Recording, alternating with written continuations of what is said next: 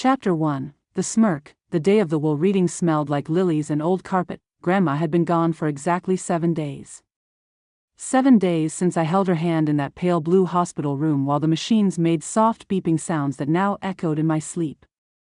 7 days since my sister, Caroline, had cried louder than anyone else in the hallway. Dramatic, theatrical sobs that stopped the moment someone stopped watching. The lawyer's office was downtown, inside a red brick building that had probably seen more family implosions than weddings. I remember staring at the brass plaque outside, Henderson and Cole, attorneys at law. The letters looked polished. Cold. Permanent. Inside, everything was beige. Beige walls. Beige chairs. Beige silence. Caroline arrived 10 minutes late. She wore white. Who wears white to a will reading? Her heels clicked against the hardwood like punctuation marks announcing her entrance. She kissed the air beside my cheek and whispered, "You look tired." "I am," I said. She smiled, not kindly. Everyone was there. My Uncle Robert. 2 distant cousins. And Mr. Henderson, Grandma's attorney for over 20 years, seated at the head of the long oak table with a thick folder in front of him. Grandma always said paperwork was power. Caroline sat across from me. She crossed her legs slowly, deliberately, and leaned back in her chair like she was waiting for a curtain to rise. Mr.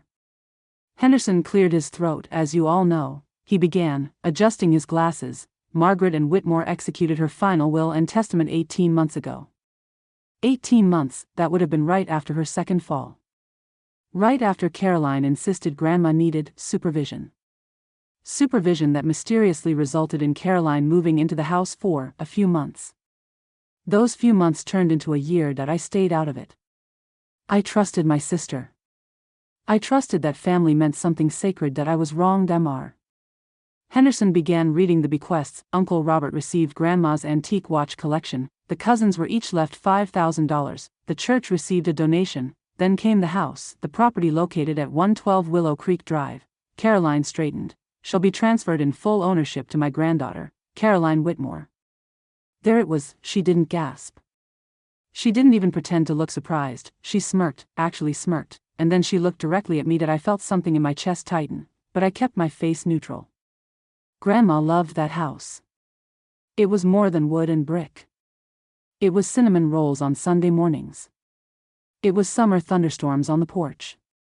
It was safety. Caroline tilted her head slightly and mouthed, "Told you, I hadn't even known we were competing." Mr. Henderson continued, "My personal savings account shall be divided equally among." But Caroline interrupted, "So that's it?" she said lightly. "I mean, does she get anything?" She didn't even use my name. The room shifted. Uncle Robert frowned slightly, but said nothing. Mr. Henderson looked down at the papers. "There are additional provisions," he said carefully. Caroline leaned back again. "Well," she said, crossing her arms, "let's not drag this out." Then she looked at me, eyes gleaming. "You get nothing." She said it quietly, but everyone heard. My stomach dropped. I hadn't expected millions. I hadn't expected the house. But nothing. For a second, I wondered if maybe I deserved it, that I was the practical one. The one who moved to Chicago. The one who built a career in marketing and couldn't always make it home for every Sunday dinner. Caroline was the caretaker. The dutiful granddaughter. At least, that was the narrative she'd carefully curated. That I folded my hands in my lap. "If that's what Grandma wanted," I said softly, "then that's what she wanted." Caroline's smile widened. "Victory." Mr. Henderson didn't smile. That he adjusted his glasses again, slower this time. "There is," he said, "a handwritten codicil attached to the will." Caroline blinked. "A what?" she asked. "A legally binding amendment," he clarified. "Signed and notarized 6 months ago." 6 months ago, that would have been after Grandma called me one night, whispering that she felt managed. I had brushed it off at the time. Told her Caroline was just stressed. That I swallowed. Mr. Henderson opened a smaller envelope sealed with a gold sticker. Caroline leaned forward. "Now, this is ridiculous," she muttered. "She would have told me." Mr. Henderson began to read. "If at any point my primary beneficiary attempts to misrepresent my mental capacity, restrict my access to visitors, or influence the execution of this document for personal gain," Caroline's color drained, "then all property and financial assets shall instead transfer to my granddaughter, Elizabeth Whitmore. My legal name. The room went silent, not quiet, silent. Caroline laughed once, sharp and brittle. That's not funny, she said. This is some kind of mistake. Mr. Henderson calmly placed the notarized document on the table and slid it toward her. It is not a mistake, he replied. Your grandmother was very clear. Caroline's hands trembled as she picked up the paper. She was confused, she snapped. She was on medication. She didn't know what she was signing. She requested 2 independent evaluations of her cognitive capacity the week she signed this, Mr. Henderson said evenly. Both confirmed she was of sound mind.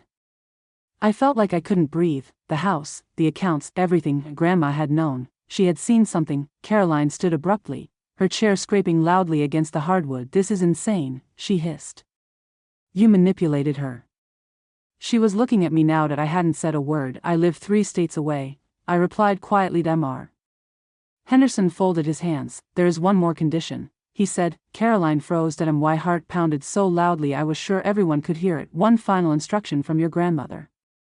And suddenly, I realized this wasn't about money, that it was about truth, and whatever Grandma had written next was about to change everything. Chapter 2, The Condition. Caroline didn't sit back down. She stood there, frozen beside her chair, the color completely gone from her face. For the first time in my life, she didn't look composed. She looked cornered. What condition? She demanded. Her voice had lost its polish. It cracked slightly on the last word. Mr. Henderson didn't respond immediately.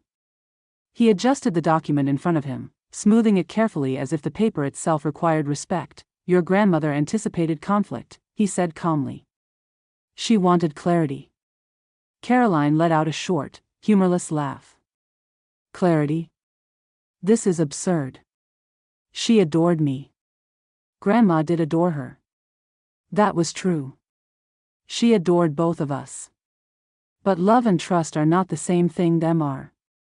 Henderson looked up. The final clause reads as follows. In order for Elizabeth Whitmore to inherit the estate in full, she must reside in the Willow Creek property for no less than 1 calendar year. During that time, the house may not be sold, mortgaged, or leased. The words landed slowly. Reside. 1 year. I lived in Chicago. I had a condo. A career. Clients who depended on me. Caroline blinked. So she can't even sell it, she said, almost hopeful. Correct, Mr. Henderson replied. If Elizabeth fails to fulfill the residency requirement, ownership reverts to Caroline. There it was. A trap door beneath my feet. Caroline's lips curved again, just slightly. Well, she said softly, turning to me, I guess that settles it. She knew my life. She knew I wasn't going to uproot everything for a house, even that house. Or did I? I felt heat rising in my chest, not from greed, not from competition, but from something deeper. A memory. 6 months ago. Grandma's voice on the phone, barely above a whisper. Lizzie, she'd said, using the nickname she hadn't used in years. If something ever feels wrong, promise me you won't walk away. At the time, I thought she meant Caroline's mood swings. The tension. The way visits had to be scheduled. Now I wasn't so sure. Caroline leaned over the table. Be realistic, she said. You're not moving back here. You hate small towns. You said that yourself.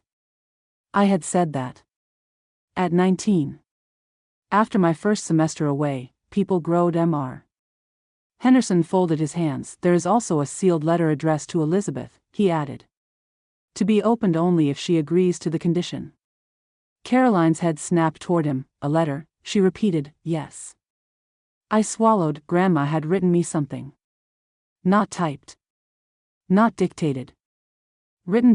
My throat tightened unexpectedly. May I see it? I asked. Mr. Henderson studied me for a moment, as if measuring something invisible. Only after you confirm your intent. Caroline scoffed. Oh, come on. This is theatrical. No, Mr. Henderson said quietly. This was deliberate. The room felt smaller. The beige walls closing in. Everyone was watching me now. Uncle Robert. The cousins. Even Caroline, though her gaze was no longer smug. It was calculating. She needed me to say no, because if I walked away, everything reverted to her. Clean. Simple. Final that I thought about my office in Chicago. The skyline view. The independence I'd fought for, then I thought about Willow Creek, about the porch swing, about the night Grandma taught me how to make peach cobbler from memory because recipes are just suggestions. About the way she squeezed my hand in the hospital and said, "Some things skip a generation." At the time, I didn't understand. Now I wondered if she meant strength. Caroline straightened. "You always run when things get complicated," she said, her tone soft but sharp. "That's kind of your thing." That one landed that I had run. From arguments. From confrontations. From the tension that built between her and Grandma in those final months that I told myself it wasn't my place. Maybe that was the problem. Dr. Henderson slid a single ivory envelope onto the table. My name was written across the front in Grandma's looping handwriting, Elizabeth, not Lizzie. Serious. Intentional. My fingers hovered over it, but I didn't touch it yet. 1 year, Caroline repeated, almost sing-song. In that creaky old house. No nightlife. No fancy job. Just you and the ghosts. She smiled again, but this time, it didn't look confident. It looked nervous, because for the first time since this meeting started. I wasn't backing down. I work remotely 3 days a week, I said slowly. And I have vacation time saved. Caroline's jaw tightened. I can request a temporary transfer to our regional office, I continued, thinking out loud now. It's smaller, but it exists. Uncle Robert raised his eyebrows slightly. You'd really give up your life for this? Caroline asked that I finally met her eyes fully. It was my life first. Silence, heavy, thick. Dr. Henderson cleared his throat gently. Elizabeth, he said, do you accept the condition? My pulse pounded in my ears. This wasn't about real estate. It was about something Grandma had seen. Something she couldn't say out loud, but could encode in legal language. If I walked away now, I'd never know. I reached forward and picked up the envelope. Yes, I said. Caroline inhaled sharply. I accept. Mr. Henderson nodded once. Very well. He slid the envelope toward me completely. The paper felt fragile in my hands. Caroline sat down slowly this time, not defeated, but unsettled, because she realized something in that moment that I was only beginning to understand. Grandma hadn't just changed the will, she had set a test, and somehow, Caroline had already failed it. I broke the seal, and the first line made my blood run cold. Lizzie, if you're reading this, it means I was right about what your sister did. Chapter 3. What she did. My hands were shaking so badly I had to steady the letter against the table before I could keep reading. Caroline was watching me, not pretending not to. Not faking indifference, watching. Grandma's handwriting slanted slightly to the right, the ink darker in some places where she must have pressed harder. Lizzie, if you're reading this, it means I was right about what your sister did. I swallowed. The room felt distant now, like I was underwater. She doesn't know I found the bank statements. Caroline's breath caught. It was subtle. Barely audible. But I heard it. Dr. Henderson heard it too. I kept reading. For months, small amounts disappeared from my savings. Nothing dramatic. Nothing loud. Just careful. Quiet. A buzzing started in my ears. Caroline shook her head slowly. This is insane, she muttered, but she didn't stand up this time. She told me it was for repairs. For medication adjustments. For household help I never saw. My vision blurred for a second. Grandma had always been meticulous. She balanced her checkbook by hand. She kept receipts in labeled envelopes. She once returned a $20 overcharge 3 months later because principle matters. She thought I wouldn't notice. The letter continued. But age does not erase awareness. Caroline leaned forward suddenly. She was confused, she said sharply. She accused everyone of things near the end. No, Mr. Henderson said calmly. She did not. The letter trembled in my grip. I confronted her gently. Grandma had written. She cried. She said she was overwhelmed. She said she deserved something for sacrificing her life. Caroline's face had gone pale again. I forgave her, the letter continued. But forgiveness is not permission. The air in the room shifted. Uncle Robert shifted uncomfortably in his chair. One of the cousins looked down at her lap. For that reason, Grandma wrote, I moved the majority of my assets into a protected account only accessible upon execution of this clause. My heart skipped. Protected account. That I looked up at Mr. Henderson instinctively. That he gave a small nod. There is more, he said quietly. That I returned to the letter. If Caroline attempts to challenge this will legally, the documentation of unauthorized transfers will be submitted to the court. Caroline stood so abruptly her chair toppled backward. That's a lie, she shouted. She gave me access. She wanted me to manage things. Mr. Henderson's voice remained level. She gave you limited access for bill payments. The transfers exceeded that authority. Caroline turned to me. You think you're so innocent? She snapped. You left. I stayed. I did everything. I didn't ask you to, I said softly. That's the point, she yelled. No one asks. They just expect. Her composure was gone now. The polished exterior cracked wide open. For a moment, just a flicker, I saw something raw underneath. Not greed, resentment, years of it. Grandma's letter continued. Lizzie, if you choose to live in the house, you will understand what I mean when I say, the truth is not in the money. It is in the blue box. Blue box, my pulse quickened. It is hidden where she would never think to look. Caroline froze. What blue box? She demanded. That I didn't answer, because the letter wasn't finished. I loved you both differently, Grandma wrote.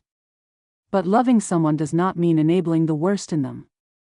My throat tightened painfully. If Caroline reads this one day, I hope she understands. Would have given her everything freely if she had simply asked.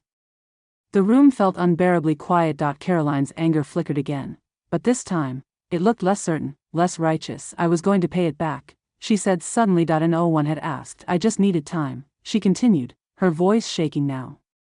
You have no idea what it's like to feel stuck here. While she compared us constantly. Lizzie this. Lizzie that. That stung. Grandma compared us. I never knew Mr. Henderson opened a separate folder. For clarity, he said, sliding several printed pages across the table. The transfers total $87,412.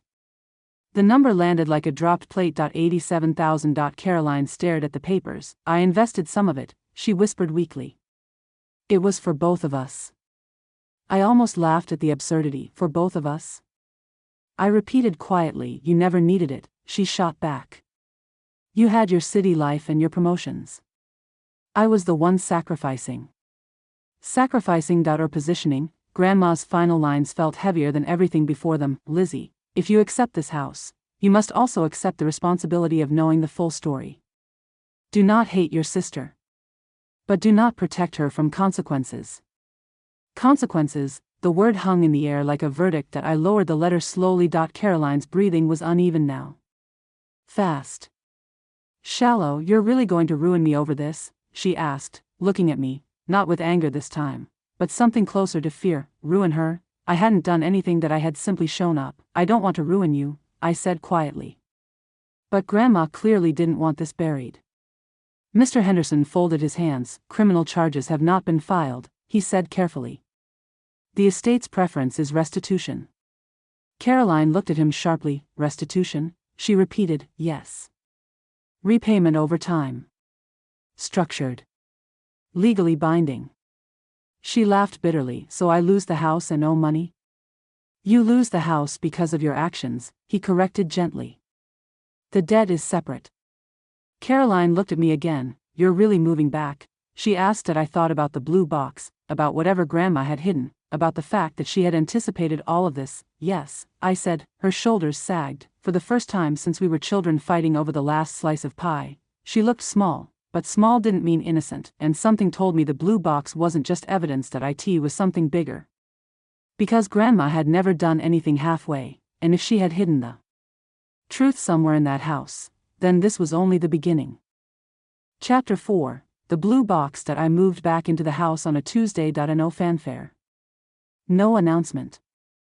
Just a rental SUV, 3 suitcases, and a knot in my stomach that hadn't loosened since the wool reading. Willow Creek looked smaller than I remembered. The maple tree in the front yard had grown wider, its branches stretching over the porch like protective arms. The white paint on the railing was chipped. The wind chime Grandma loved still hung near the door, clinking softly in the late afternoon breeze. For a moment, I just stood there. This house had held birthdays. Christmas mornings. Laughter that spilled out into the yard, and secrets that I unlocked the door with the spare key Mr. Henderson had given me. The smell hit me first: cinnamon, old books, and something faintly floral. It was as if the house had been holding its breath. Inside, everything looked almost untouched. Caroline had moved out 2 days earlier. Quickly, according to Uncle Robert. No goodbye note. No forwarding address. The living room rug was vacuumed in perfect lines. The coffee table polished, too perfect that I set my bags down and walked slowly through each room, letting the silence settle around me. The kitchen still had Grandma's ceramic cookie jar shaped like a rooster. I ran my fingers along the counter where she used to roll out pie crust. The hallway walls were lined with framed photos, school portraits, vacations, awkward teenage smiles. There we were, Caroline and me, matching red dresses. Forced grins. Arms stiff around each other's shoulders. That I stared at the photo longer than I meant to. When did it start? I whispered to the empty hallway, the resentment. The comparison. The quiet competition I hadn't even realized we were in. Grandma's letter echoed in my mind. The truth is not in the money. It is in the blue box. Hidden where she would never think to look. She. Caroline. Oh, it wasn't just hidden from the world. It was hidden specifically from my sister. I walked upstairs to Grandma's bedroom. The bed was neatly made, hospital corners still crisp. Her closet door stood slightly open. Inside, her clothes were arranged by color, just like always. If Caroline had been looking for something, and I was sure she had, she would have searched the obvious places: drawers, closet shelves, the safe behind the painting in the hallway, which, by the way, was empty now. I sat on the edge of the bed and tried to think like Grandma. Where would she hide something that Caroline would never think to check? Not somewhere obvious. Not somewhere financial, somewhere sentimental. I stood and walked toward the hallway. Linen closet, towels, extra sheets, a box of old greeting cards tied with ribbon. Nothing blue. I checked under the bed, behind the dresser, inside the hollow space of the old sewing machine cabinet. Still nothing. Frustration bubbled up in my chest. Had I misunderstood? No, Grandma didn't write things casually. If she said blue box, she meant blue box. I walked back downstairs, slower this time. Think Caroline had lived here for over a year. She would have gone through paperwork, bank documents, jewelry, anything that looked valuable. She would not have bothered with things she considered junk. My eyes drifted to the basement door. Caroline hated the basement. She used to complain about the smell, about the spiders, about how creepy it felt. Grandma, on the other hand, loved it. That's where she kept memory. I flipped on the basement light. It flickered twice before staying steady. The stairs creaked under my weight as I descended. The air was cooler down here. Dusty.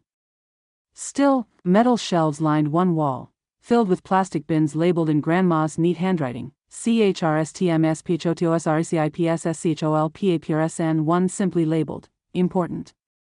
I exhaled slowly. I pulled the important bin down and set it on the concrete floor. Inside were old insurance policies, mortgage documents from the 1980s, Grandpa's military records, and beneath those, a smaller box, blue, not bright blue, muted, almost grayish, about the size of a shoebox. My pulse quickened. I lifted it out carefully. There was no lock, just a lid. For a second, I hesitated, because opening it meant crossing a line. It meant confirming that Grandma had been right, that Caroline hadn't just made mistakes.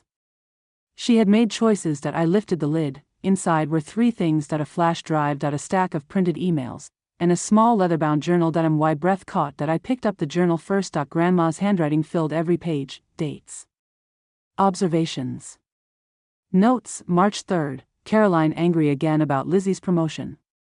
April 12th, found second transfer. She says it's temporary. May 20th, I fear she resents her sister more than she loves me. My throat burned. I flipped further. June 2nd, installed cameras in the study after she denied accessing my desk. Cameras. My heart pounded harder. I set the journal down and grabbed the flash drive. My hands were trembling again as I climbed back upstairs to the living room and opened my laptop. Please work. The flash drive clicked into place. One folder appeared, study. Inside were video files. Time-stamped. I clicked the first one. The screen filled with a grainy but clear view of Grandma's study, her desk, the filing cabinet, the painting above the safe, and then, Caroline. She entered the room cautiously, looked over her shoulder. Walked straight to the desk, opened the bottom drawer, removed a stack of documents, flipped through them, then she turned toward the safe. She knew about the safe. Damn, my stomach dropped. She dialed something into IT that IT didn't open. She tried again, still nothing. Her expression shifted from confidence to irritation. She muttered something I couldn't hear. Then she pulled out her phone, zoomed in on a document. Took a picture that I clicked another file, another date. This time she was transferring papers into her purse, not organizing, not helping, taking. That I sat back slowly. That IT wasn't desperation, that IT wasn't confusion, that IT was intentional, documented. Grandma hadn't just suspected, she had prepared. Tears burned my eyes. Not from betrayal alone, but from the weight of knowing Grandma had endured this quietly, gathering proof, planning protection. The final item in the blue box was a single envelope. Different from the letter at the will reading, this one was addressed, "For Caroline, if Elizabeth chooses to show you." I stared at it. Grandma hadn't wanted destruction, she had wanted accountability. That I closed my laptop slowly. The house felt different now, heavier, but clearer. Caroline hadn't just lost the house, she had underestimated the one person she thought would never fight back, Grandma. And now, me. That I picked up my phone, because there was only one thing left to do, call my sister. Chapter 5. The truth we inherited. Caroline didn't answer the first time I called. Or the second. On the third attempt, she picked up. But she didn't say hello. "What do you want?" she asked flatly. That I was sitting at Grandma's kitchen table. The late afternoon sun streamed through the curtains, catching dust particles in the air. It felt strange to have this conversation here, in the same room where we used to argue over who got the last biscuit. "I found it," I said. Silence. "I don't know what you're talking about," she replied too quickly. "The blue box." Her breathing shifted. Subtle. Uneven. She was paranoid. Caroline snapped. "You're letting a dead woman manipulate you." "That's not fair," I said quietly. "You know it isn't." Another silence. Longer this time. "What did she leave?" Caroline asked finally. "More accusations?" "Proof," I answered. That I didn't raise my voice. "I didn't accuse. I just let the word sit there between us." "Proof." "You installed cameras," she said, disbelief creeping in. "She spied on me." "She protected herself." "She trusted me." "She wanted to." That was the part that hurt the most. There was a crack in her composure now, not anger, not arrogance. Something thinner. More fragile. "I was drowning," she said suddenly. "Do you know what it's like to feel stuck in that town while everyone expects you to be grateful for it?" I closed my eyes. "You could have told me," I said. "You were busy," she shot back. "Every time you called it was about a campaign launch or a promotion or some rooftop party in Chicago." "That's not true." It felt true. Her voice wavered. "For years, I thought distance meant independence.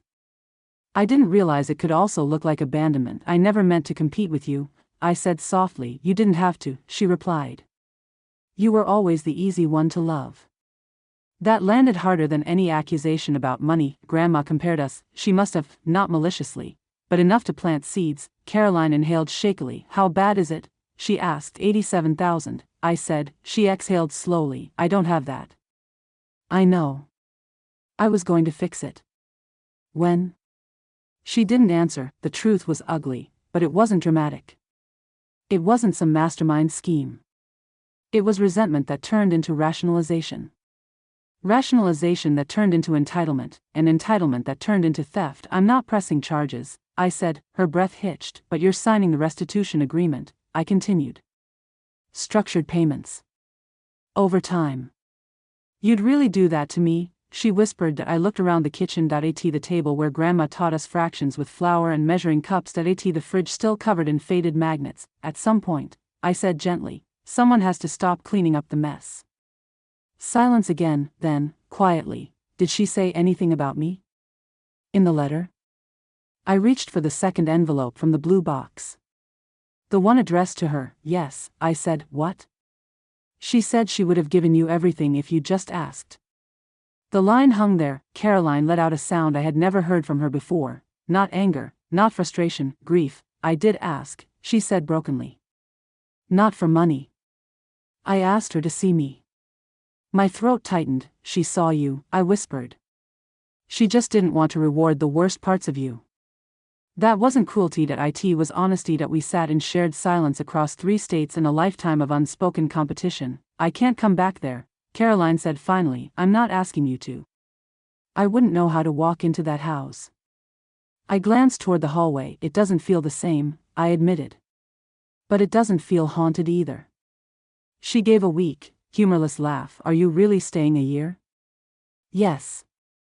And then?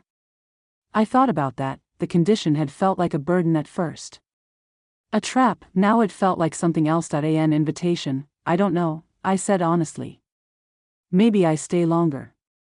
She was quiet again. You always liked the porch swing, she murmured. You used to push me too high, I replied. A faint, reluctant smile crept into my voice. For a second, we were children again, then reality returned. I'll sign it, she said finally. The repayment plan. Relief didn't flood me, closure didn't arrive like a movie ending. It was quieter than that, more human. I'll send you the documents, I said. Liz? Yeah? I'm sorry. The words were small. Fragile, but real, I know, I replied. After we hung up, I sat there for a long time. The house creaked softly around me, settling into evening. Grandma hadn't left me a fortune, not really. Yes, there was money. The house. Security. But what she had truly left me was something heavier. Responsibility. To protect what mattered. To confront what hurt. To stop pretending silence was kindness. I walked onto the porch as the sun dipped below the trees. The sky was streaked with pink and gold. I sat on the swing, let it sway gently. For the first time since the hospital room, I didn't feel like I was reacting. I was choosing to stay, choosing not to destroy my sister, but not to shield her either, choosing to rebuild something that had cracked long before the money ever disappeared. The inheritance wasn't the house. It wasn't the bank account. It was the lesson. Love without boundaries becomes resentment, silence without honesty becomes betrayal, and family without accountability becomes fragile. Grandma had known that. That's why she didn't just divide her assets, she divided the truth from the illusion. The wind chime clinked softly beside me, and in that quiet, steady rhythm, I felt something unexpected. Not victory, not revenge, peace, not because I had won, but because, for the first time in my life, I hadn't walked away.